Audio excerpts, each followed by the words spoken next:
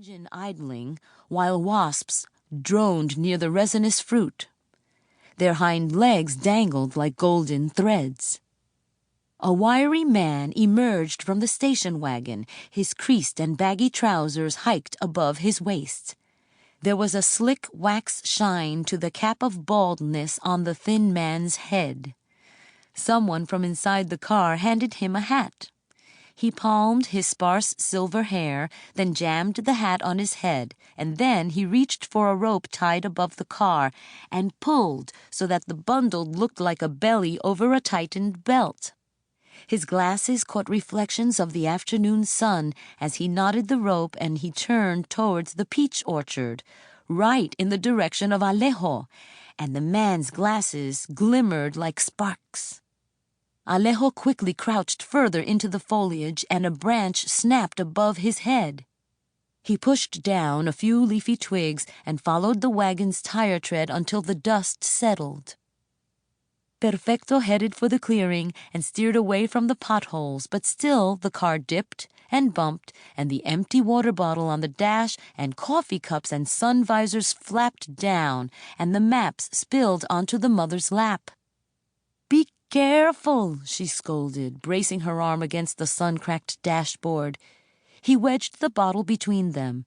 The twin girls startled awake. "Are we there yet?" Ricky asked the mother. He reached up and halted a white plastic rosary which hung from the rearview mirror.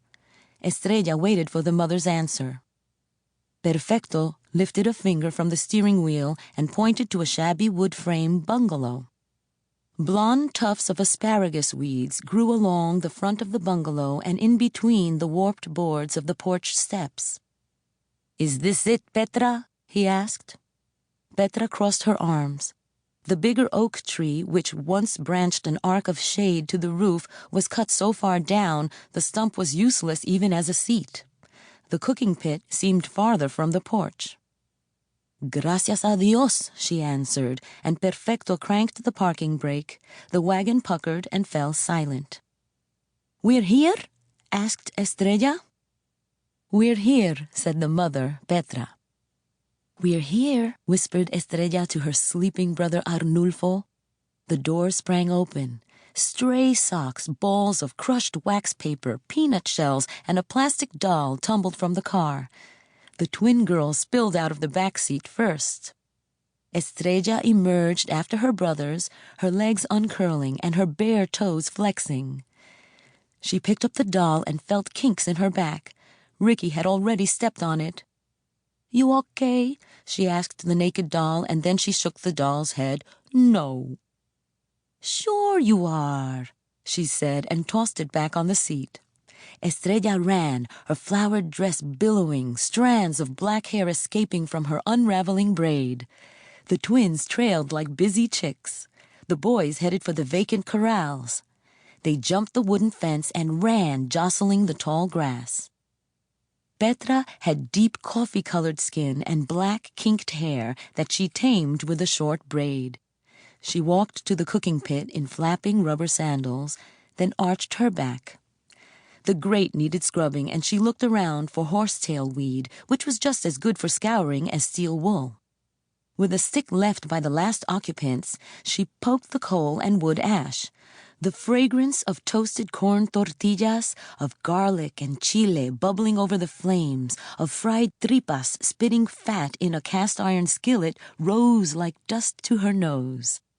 She lifted the grate and touched the sticky char. Petra turned when the porch planks moaned at the weight of Perfecto's boot popping a scorpion. "Niño de tierra," he said, looking around for any more. The wind lifted the large rim of his hat. Perfecto inspected the two-room bungalow, sliding his thick bifocals up to the bridge of his nose. He rattled the knob, stepped into a dingy room with a window facing the porch. The stink of despair shot through the musty sunlight, and he knocked a fist against the window to loosen the swollen pane to get some fresh air into the room. Cobwebs laced the corners.